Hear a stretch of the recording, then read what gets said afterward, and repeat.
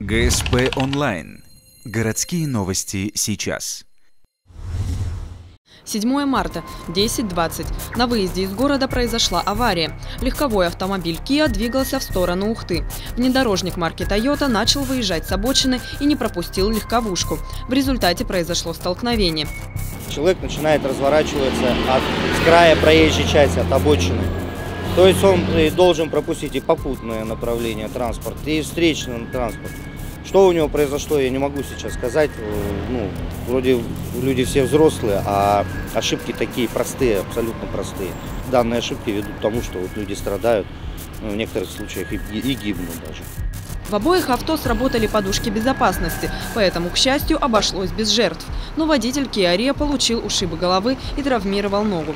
При разборе обстоятельств аварии выяснилось, что водитель Toyota был пьян.